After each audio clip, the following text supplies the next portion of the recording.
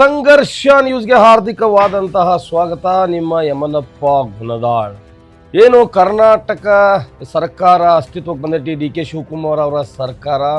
ಇದರಲ್ಲಿ ಸಚಿವ ಸಂಪುಟಕ್ಕಾಗಿ ದೊಡ್ಡ ಪ್ರಮಾಣದ ಒಂದು ಹರಸಾಹಸಗಳನ್ನು ಎಲ್ಲರೂ ಮಾಡ್ತಾ ಇದ್ದಾರೆ. ಆದ್ರೆ ಕಾಂಗ್ರೆಸ್ ಪಕ್ಷಕ್ಕೆ ಅಳಿವು ಉಳಿವಿನ ಪ್ರಶ್ನೆ ಕೂಡ ಎದುರಾಗಿತ್ತು. ಅದರಲ್ಲಿ ವಿಶೇಷವಾಗಿ ಹಿರಿಯ ಕಾಂಗ್ರೆಸ್ ಶಾಸಕರು ಅಥವಾ ಹಿರಿಯ ಮುಖಂಡರಿಗೆ ಸಚಿವ ಸ್ಥಾನಗಳು ಸಿಗಬೇಕು ಅನ್ನುವಂಥದ್ದು ಎಲ್ಲರ ವಾದವಾಗಿತ್ತು. ವಿಶೇಷವಾಗಿ ಜಮೀರ್ ಅಹ್ಮದ್ ಖಾನ್ ಏನು ಮುಸ್ಲಿಂ ಸಮುದಾಯವನ್ನು ನಿಭಾಯಿಸ್ತಾರ, ಈ ಕುರಿತು ಕರ್ನಾಟಕ ರಾಜ್ಯದಲ್ಲಿ ಜಮೀರ್ ಅಹ್ಮದ್ ಖಾನ್ ಅವ್ರ ಬಗ್ಗೆ ಒಂದು ದೊಡ್ಡ ಅಲೆ ಸೃಷ್ಟಿಯಾಗಿತ್ತು. ಅವರಿಗೆ ಯಾವುದೇ ಕಾರಣಕ್ಕೂ ಶತಾಯಗತಾಯ ಸಚಿವ ಸ್ಥಾನವನ್ನು ಕೊಡಬೇಕಂತ ಹೇಳಿ ಡಾಕ್ಟರ್ ಎಸ್.ಎ. ಮಾದೇವಪ್ಪ ಅವರಿಗೂ ಕೂಡ ಸಚಿವ ಸ್ಥಾನವನ್ನು ಕೊಡಬೇಕು. ದಲಿತ ಸಮಾಜದ ಬಹಳ ಟ್ಯಾಲೆಂಟೆಡ್ ಒಬ್ಬ ಸಚಿವರಾಗಿದ್ದಾರೆ, ಶಾಸಕರಾಗಿದ್ದಾರೆ. ಅವರಿಗೆ ಇರುವಷ್ಟು ನೆಟ್ವರ್ಕ್ ಯಾರಿಗೂ ಇಲ್ಲ. ಬಹಳಷ್ಟು ಏನಪ್ಪ ಅಂದ್ರೆ ದಲಿತ ಸಮುದಾಯದ ಮೇಲೆ ಹಿಡಿತವನ್ನು ಸಾಧಿಸಿದವರು, ಅದು ದಲಿತ ಬಲಗೈ ಸಮುದಾಯದ ಮೇಲೆ ಹಿಡಿತವನ್ನು ಸಾಧಿಸಿದವರು ಅಂತೇಳಿ ಕೂಗುಗಳಿಗೆ ಕೇಳಿ ಬರಕತ್ತಾವ. ಇದರ ಮಧ್ಯೆ ಇನ್ನೋರ್ವ ಹಿರಿಯ ಸಚಿವರು ಶಾಸಕರು ಆಗಿರ್ತಕ್ಕಂತಹ ಆರ್.ಬಿ. ತಿಮ್ಮಾಪುರ್ ಅವರು, ಇವರು ಏನು ಬಾಗಲಕೋಟೆ ಜಿಲ್ಲೆಯ ಮುಧೋಳ ಮೀಸಲು ವಿಧಾನಸಭಾ ಕ್ಷೇತ್ರವನ್ನು ಪ್ರತಿನಿಧಿಸುವಂಥ ಒಬ್ಬ ಶಾಸಕರು. ಇವರು ಕೂಡ ಕಾಂಗ್ರೆಸ್ಸಿಗಿನ ಹಿರಿಯ ಶಾಸಕರಾಗಿದ್ದು ಇವರ ಕೊಡುಗೆ ಬಹಳಷ್ಟು ಅಪಾರವಾಗೈತಿ ಅನ್ನುವಂಥದ್ದು ಸಾರ್ವಜನಿಕ ವಲಯದಲ್ಲಿ ಕೇಳಿ ಬರುತ್ತಿರುವಂಥ ಮಾತು.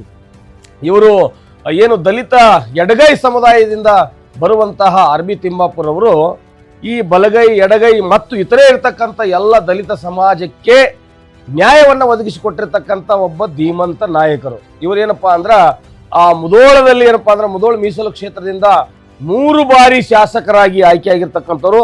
1989ರಿಂದ 1994ರವರೆಗೆ, 1999ರಿಂದ 2004ರವರೆಗೆ ಮತ್ತು ಪ್ರಸ್ತುತ 2023ರಿಂದ ಕೂಡ ಶಾಸಕರಾದವರು. ಅದಷ್ಟೇ ಅಲ್ಲದೆ 3 ಬಾರಿ ಮಂತ್ರಿ ಕೂಡ ಆದವರು ಇವರು.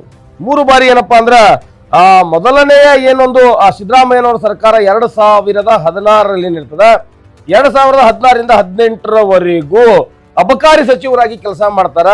ಅದಾದ ನಂತರ 2018, 2019ರಲ್ಲಿ ಎಚ್ ಡಿ ಕುಮಾರಸ್ವಾಮಿ ಅವರ ಸಮ್ಮಿಶ್ರ ಸರ್ಕಾರ ಇರುತ್ತಲ್ಲ, ಇದರಲ್ಲಿ ಸಕ್ಕರೆ ಬಂದರು ಮತ್ತು ಒಳನಾಡು ಜಲಸಾರಿಗೆ ಸಚಿವರಾಗಿ ಕಾರ್ಯವನ್ನು ನಿರ್ವಹಿಸಿರುತ್ತವರು ಮತ್ತು ಪ್ರಸ್ತುತ 2023ರಲ್ಲಿ ಮತ್ತೆ ಪುನಃ ಅಬಕಾರಿ ಸಚಿವರಾಗಿ ಕೆಲಸ ಮಾಡಿದಂಥವರು ಆರ್.ಬಿ. ತಿಮ್ಮಾಪುರ್ ಅವರು. ಅದಲ್ಲದೇ ಸಾಮಾಜಿಕ ಹೋರಾಟಗಳಲ್ಲಿ ಬಹಳಷ್ಟು ಸಕ್ರಿಯವಾಗಿ ತಮ್ಮನ್ನ ತಾವು ತೊಡಗಿಸಿಕೊಂಡವರು. ವಿಶೇಷವಾಗಿ ಏನು ಎ.ಜೆ. ಸದಾಶಿವ ಆಯೋಗದ ವರದಿಯನ್ನು ಒಳ ಮೀಸಲಾತಿಗಾಗಿ ಕರ್ನಾಟಕದಲ್ಲಿ ದೊಡ್ಡ ಹೋರಾಟ ನಡೆದಿತ್ತು. ಇದರ ನೇತೃತ್ವವನ್ನು ವಹಿಸಿ ಹುಬ್ಬಳ್ಳಿ, ಬೆಂಗಳೂರು ಮತ್ತು ರಾಜ್ಯದ ಇತರೆ ಭಾಗಗಳಲ್ಲಿ ಏನು ಒಳ ಮೀಸಲಾತಿ ಹೋರಾಟಗಾರರಿಗೆ ಬೆಂಬಲವನ್ನು ಕೊಟ್ಟು ಅಥವಾ ಒಳ ಮೀಸಲಾತಿ ಜಾರಿ ಆಗಲಿಕ್ಕೆ ಬಹಳಷ್ಟು ಪರಿಶ್ರಮ ಪಟ್ಟವರು ಆರ್.ಬಿ. ತಿಮ್ಮಾಪುರ್ ಅವರು. ಇವರು ಪ್ರತಿನಿಧಿಸುವಂತ ಮುಧೋಳ ಮತಕ್ಷೇತ್ರದಲ್ಲಿ ರಸ್ತೆ ಆಗಿರ್ಬೋದು, ಕುಡಿಯುವ ನೀರಾಗಿರ್ಬೋದು, ಗ್ರಾಮೀಣ ಮೂಲ ಸೌಕರ್ಯಗಳು, ಇದಕ್ಕೆಲ್ಲ ಹೆಚ್ಚಿಗೆ ಅನುದಾನ ತರುವಲ್ಲಿ ಏನಪ್ಪಾ ಅಂದ್ರೆ ಯಶಸ್ವಿ ಆದವರು. ವಿಶೇಷವಾಗಿ ಎಸ್.ಸಿ. ಸಮುದಾಯದ ಮೀಸಲು ಕ್ಷೇತ್ರವಾಗಿರ್ತಕ್ಕಂಥ ಮುಧೋಳ ಏನಪ್ಪಾ ಈ ಒಂದು ಕ್ಷೇತ್ರದಲ್ಲಿ ವಸತಿ ಶಾಲೆಗಳನ್ನ ಮತ್ತು ಶಿಕ್ಷಣಕ್ಕೆ ಬಹಳಷ್ಟು ಒತ್ತು ಕೊಟ್ಟು ಮೂಲ ಸೌಕರ್ಯಗಳಿಗೆ ಬಹಳಷ್ಟು ಏನಪ್ಪಾ ಅಂದ್ರೆ ಅಭಿವೃದ್ಧಿ ಮಾಡಿರ್ತಕ್ಕಂಥವ್ರು ಆರ್.ಬಿ. ತಿಮ್ಮಾಪುರ್ ಅವರು. ಮತ್ತೆ ಏನೇ ಅಬಕಾರಿ ಇಲಾಖೆಯಲ್ಲಿ ಭ್ರಷ್ಟಾಚಾರ ಕಡಿಮೆ ಮಾಡ್ಲಿಕ್ಕೆ ಏನ್ ಮಾಡ್ತಾರಂದ್ರ ಮಧ್ಯವರ್ತಿಗಳ ಹಸ್ತಕ್ಷೇಪ ತಡಿಲಿಕ್ಕೆ ಅನೇಕ ಆಡಳಿತಾತ್ಮಕ ಸುಧಾರಣೆಯನ್ನ ಘೋಷಣೆ ಮಾಡ್ತಾರ. ಪರವಾನಗಿ ವ್ಯವಸ್ಥೆಯಲ್ಲಿ ಈ ಹರಾಜು ಏನಪ್ಪಾ ಅಂದ್ರ ಡಿಜಿಟಲ್ ಸುಧಾರಣೆಗಳನ್ನ ತರುವ ಮೂಲಕ ಬಹಳಷ್ಟು ಬದಲಾವಣೆಗಳನ್ನ ಮಾಡಿರ್ತಕ್ಕಂಥವ್ರು. ಉತ್ತರ ಕರ್ನಾಟಕದ ಕಬ್ಬು ಬೆಳೆಗಾರರಿಗೆ ಅವರ ಸಮಸ್ಯೆಗಳಿಗೆ ಸ್ಪಂದಿಸುವುದು ಮತ್ತು ಸಕ್ಕರೆ ಕಾರ್ಖಾನೆಗಳೊಂದಿಗೆ ಸಮನ್ವಯ ಸಾಧಿಸಿ ಅನೇಕ ಕೆಲಸಗಳಲ್ಲಿ ಭಾಗಿಯಾಗಿರ್ತಕ್ಕಂಥವ್ರು ಆರ್.ಬಿ. ತಿಮ್ಮಾಪುರ್ ಅವರು. ಬಂದರು ಹಾಗೂ ಒಳನಾಡು ಏನು ಜಲಸಾರಿಗೆ ಇಲಾಖೆಯಲ್ಲಿ ಏನು ಕಾರ್ಯನಿರ್ವಹಿಸ್ತಾ ಇದ್ರು ಆ ಸಂದರ್ಭದಲ್ಲಿ ಆಡಳಿತ ಬಹಳಷ್ಟು ಗಂಭೀರವಾಗಿ ಅಥವಾ ಚಾಕಚಕ್ಯತೆಯಿಂದ ನಿರ್ವಹಣೆ ಮಾಡಿರ್ತಕ್ಕಂಥವ್ರು ಈ ಒಬ್ಬ ಏನಪ್ಪಾ ಅಂದ್ರೆ ಆರ್.ಬಿ. ತಿಮ್ಮಾಪುರ್ ಅವರು. ಸದ್ಯ ಇವರ ಏನಪ್ಪಾ ಅಂದ್ರ ಇವರನ್ನ ಏನಪ್ಪಾ ಅಂದ್ರ ಕರ್ನಾಟಕ ಸರ್ಕಾರದ ಸಚಿವರನ್ನಾಗಿ ಮಾಡ್ಬೇಕಂತ ಹೇಳಿ ಕೂಗಿ ಕೇಳಿ ಬರ್ತದೆ. 2023ರಲ್ಲಿ ಅವರ ಪ್ರಬಲ ಪೈಪೋಟಿ ಆಗಿರ್ತಕ್ಕಂಥ ಗೋವಿಂದ ಕಾರಜೋಳ ಅವರನ್ನ ಸೋಲಿಸಿ ಇವ್ರು ಏನಪ್ಪಾ ಅಂದ್ರೆ ಶಾಸಕರಾಗ್ತಾರ. ಆರ್.ಬಿ. ತಿಮ್ಮಾಪುರ್ ಅವರು ರಾಜ್ಯ ಮಟ್ಟದಲ್ಲಿ ಅವರ ಹೆಸರು ಕೇಳಿ ಬರ್ತೈತಿ. ಅನ್ನಭಾಗ್ಯ, ಸ್ಥಿರ ಭಾಗ್ಯ ಮಾದರಿಯ ದೊಡ್ಡ ಯೋಜನೆಗಳಿಗೆ ನೇರವಾಗಿ ಏನಪ್ಪಾ ಅಂದ್ರೆ ಮುಧೋಳ ಮತಕ್ಷೇತ್ರದಲ್ಲಿ ಇದೆಲ್ಲ ಯೋಜನೆಗಳನ್ನ ಯಥಾವತ್ತಾಗಿ ಜಾರಿ ಮಾಡಿದವರು. ಮುಧೋಳ ಕ್ಷೇತ್ರದಲ್ಲಿ ಅನೇಕ ಅಭಿವೃದ್ಧಿ ಕಾರ್ಯಗಳನ್ನು ಮಾಡ್ಯಾರ. ಗ್ರಾಮೀಣ ರಸ್ತೆ ಅಭಿವೃದ್ಧಿ ಇರ್ಬೋದು, ಮತ್ತು ಗ್ರಾಮೀಣ ಭಾಗದಲ್ಲಿ ಸಂಪರ್ಕ ರಸ್ತೆಗಳ ಸುಧಾರಣೆ ಇರ್ಬೋದು, ಕುಡಿಯುವ ನೀರಿನ ಯೋಜನೆಗಳಿರ್ಬೋದು, SC ಸಮುದಾಯಗಳ ವಸತಿ ಹಾಗೂ ಮೂಲಭೂತ ಸೌಲಭ್ಯಗಳ ಅಭಿವೃದ್ಧಿಗೆ ಹೆಚ್ಚು ಒತ್ತು ಕೊಟ್ಟಾರ.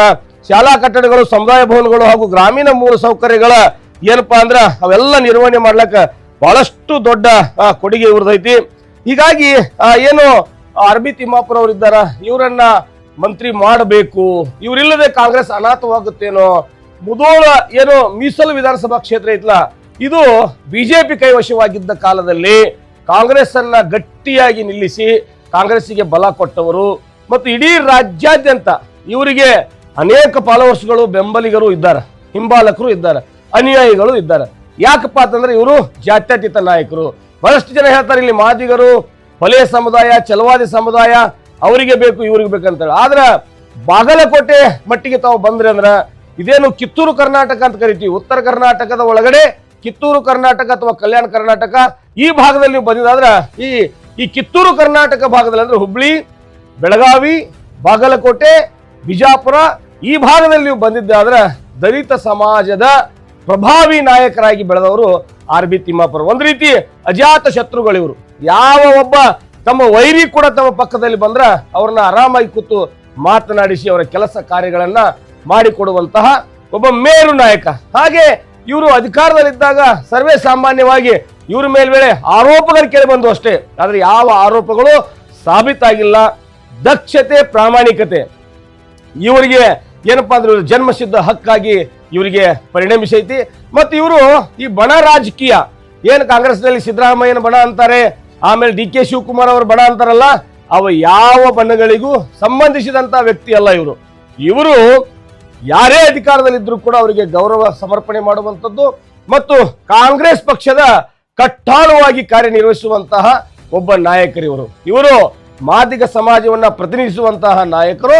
ಹೇಳಿ ಕೇಳಿ ಮುಧೋಳ ವಿಧಾನಸಭಾ ಕ್ಷೇತ್ರದಲ್ಲಿ ಮಾದಿಗ ಸಮಾಜದ ಅತಿ ಹೆಚ್ಚು ಮತಗಳಿರುವುದರಿಂದ ಅಲ್ಲಿ ಏನಪ್ಪಾ ಅವರದೇ ಆದಂತಹ ಪ್ರಭಾವವನ್ನ ಚಾಪನ್ನ ಮೂಡಿಸಿದ್ದಾರೆ. ಬಹಳಷ್ಟು ಜನ ಹೇಳ್ತಾ ಇದ್ರು RB ತಿಮ್ಮಾಪುರ ಅವರು ಯಾವುದೇ ರೀತಿಯಾಗಿರ್ತಕ್ಕಂತಹ ಭ್ರಷ್ಟಾಚಾರ ಅಥವಾ ಹಣ ಮಾಡ್ಕೊಳ್ಳೋದಿಲ್ಲ ಅಂತ ಒಬ್ಬ ಪ್ರಭಾವಿ ನಾಯಕರು ಇವರು ಅಂತೇಳಿ ಬಹಳಷ್ಟು ಜನ ಕೆಳಮಟ್ಟದಿಂದ ಏನಪ್ಪಾ ಅಂದ್ರೆ ಕೂಗು ಕೇಳಿ ಬರ್ತೈತಿ.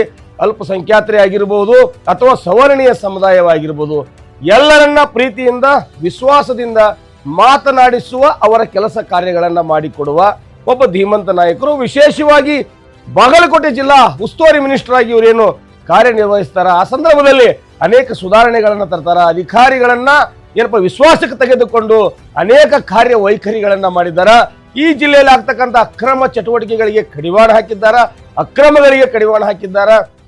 ಇನ್ನೂ ಅನೇಕ ಸುಧಾರಣೆಗಳನ್ನ ಮಾಡಿರುವಂಥದ್ದು, ಶಿಕ್ಷಣ ಇಲಾಖೆಯಲ್ಲಿ ಶಿಕ್ಷಣ ಕ್ಷೇತ್ರದಲ್ಲಿ ಕ್ರಾಂತಿ ಮಾಡಿರುವಂಥದ್ದು, ಹೀಗೆ ಹಲವಾರು ಯೋಜನೆಗಳನ್ನ ತಂದಿರುವಂತಹ RB ತಿಮ್ಮಾಪುರ ಅವರು ಒಂದು ವೇಳೆ ಈ DK ಶಿವಕುಮಾರ್ ಅವರ ನೇತೃತ್ವದ ಕಾಂಗ್ರೆಸ್ ಸರ್ಕಾರದಲ್ಲಿ ಏನಾದರೂ ಮಂತ್ರಿ ಸ್ಥಾನ ಕೊಡದೆ ಹೋದರೆ ಒಂದು ರೀತಿ ಅಭಾಸವಾಗುತ್ತೆ.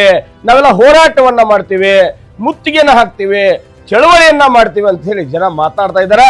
ಇದು ಸರ್ಕಾರ, ರಾಹುಲ್ ಗಾಂಧಿ ಅಥವಾ ಏನು ಉಸ್ತುವಾರಿಗಳಿದಾರ ವೇಣುಗೋಪಾಲ್ ಸೇರಿದಂತೆ ಎಲ್ಲರೂ ಇದನ್ನ ಅರ್ಥ ಮಾಡ್ಕೊಳ್ಬೇಕಾಗ್ತದೆ. ಯಾಕಂದ್ರ RB ತಿಮ್ಮಾಪುರ ಅವರು ಸರಳ ಸಜ್ಜನಿಕೆಯ ಸೌಮ್ಯ ಸ್ವಭಾವದ ಒಬ್ಬ ಮಂತ್ರಿ ಆಗಿದ್ದಾರೆ. ಅದರಂತೆಯೇ ಏನು ಜಮೀರ್ ಅಹಮದ್ ಖಾನ್ ಅವರು, ನೀವು ಮನೆ ನೋಡಿದ್ರಿ, ವಸತಿ ಇಲಾಖೆಯಿಂದ 40,000 ಮನೆಗಳನ್ನ ಕೊಟ್ಟವರು. ಅವರ ಪರವಾಗಿಯೂ ಕೂಡ ರಾಜ್ಯದ ಎಲ್ಲ ಕಡೆ ಕೂಡ ಏನಪ್ಪಾ ಅಂದ್ರ ಹೋರಾಟಗಳು ನಡೀತಾ ಇದಾವ.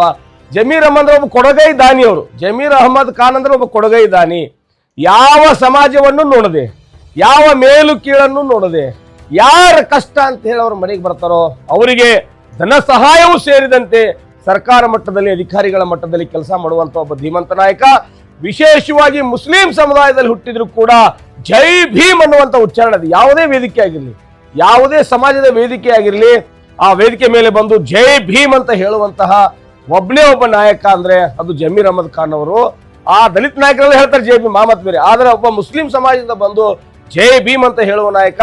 ಎದುರುಗಡೆ ಇದ್ದವರು ಜೈ ಭೀಮ್ ಅನ್ನದೇ ಹೋದ ಸಂದರ್ಭದಲ್ಲಿ ಅವ್ರನ್ನ ಪ್ರಶ್ನೆ ಮಾಡ್ತಾರೆ ಅವರು ಜಮೀರ್ ಅಹಮದ್ ಖಾನ್. ನೋಡ್ರಿ, ನಾ ಜೈ ಭೀಮ್ ಅಂತ ಯಾಕಂತ ಇದೀನಂದ್ರ ನಾನು ಮಂತ್ರಿ ಆಗ್ಲಿಕ್ಕೆ, MLA ಆಗ್ಲಿಕ್ಕೆ, ನೀವು ಇಲ್ಲಿ ಬಂದು ಕುತ್ಕೊಳ್ಳಿಕ್ಕೆ, ಶಿಕ್ಷಣ ಪ್ರತಿಯೊಂದು ಹಕ್ಕನ್ನ ಪಡೆದುಕೊಳ್ಳಕ್ಕೆ ಬಾಬಾ ಸಾಹೇಬ್ ಅಂಬೇಡ್ಕರ್ ಅವರು ನಮ್ಮ ಕಾರಣೀಭೂತರದಾರ.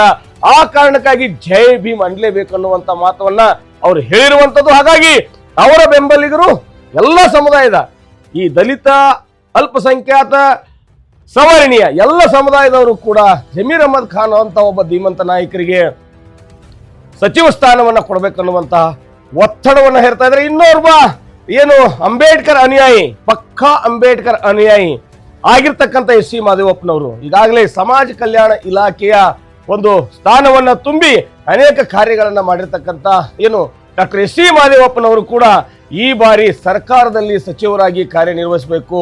ಯಾಕಂದ್ರೆ ಅತಿ ಹೆಚ್ಚು ಸಂಖ್ಯೆಯಲ್ಲಿ ಇರುವಂತಹ ದಲಿತರು, ಅಲ್ಪಸಂಖ್ಯಾತರು ಈ ಕರ್ನಾಟಕ ರಾಜ್ಯದಲ್ಲಿ ಜನಸಂಖ್ಯಾವಾರು ಹೋದಾಗ ಇನ್ನೂ ಕೊಡ್ಲಿಕ್ಕೆ ಅವಕಾಶಗಳಿರುವ ಕಾರಣ ಇವರು ಯಾರಿಗೂ ಕೂಡ ಏನಪ್ಪ ಸಚಿವ ಸ್ಥಾನ ತಪ್ಪಬಾರ್ದು.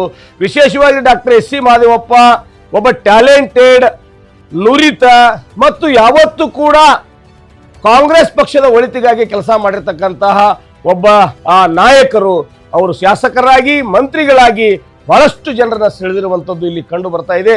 ಇಷ್ಟು ಹೊರತುಪಡಿಸಿ ಇನ್ನೂ ಅನೇಕ ನಾಯಕರುಗಳು ಏನಪ್ಪಾ ಅಂದ್ರ ರೇಸ್ನಲ್ಲಿದ್ದಾರೆ. ಆದ್ರ ಕಾಂಗ್ರೆಸ್ ಪಕ್ಷದ 2028 ಚುನಾವಣೆಯ ಅದನ್ನ ಒಂದು ವಿಚಾರವನ್ನು ಇಟ್ಕೊಂಡು ನೋಡಿದ್ದಾದ್ರ ಆರ್.ಬಿ. ತಿಮ್ಮಾಪುರ ಆಗಿರ್ಬೋದು, ಜಮೀರ್ ಅಹಮದ್ ಖಾನ್ ಆಗಿರ್ಬೋದು, ಅಥವಾ ಡಾಕ್ಟರ್ ಎಸ್ ಸಿ ಮಾದೇವಪ್ಪ ಆಗಿರ್ಬೋದು, ಇನ್ನೂ ಅನೇಕ ನಾಯಕರುಗಳಿಗೆ ಏನಪ್ಪಾ ಅಂದ್ರೆ ಮಂತ್ರಿ ಸ್ಥಾನವನ್ನ ಕೊಟ್ಟು ತಮ್ಮ ವೋಟ್ ಬ್ಯಾಂಕ್ ಅನ್ನ ಕಾಂಗ್ರೆಸ್ ಪಕ್ಷ ಭದ್ರಗೊಳಿಸುತ್ತಾ ಅಥವಾ ಇವ್ರನ್ನ ಕೈ ಬಿಟ್ಟು ಏನು ಈ ನಾಯಕರುಗಳ, ಈ ಸಮುದಾಯಗಳ ಕೆಂಗಣ್ಣಿಗೆ ಗುರಿ ಆಗುತ್ತಾ ಅಂತ ಕಾದ್ ನೋಡೋಣ.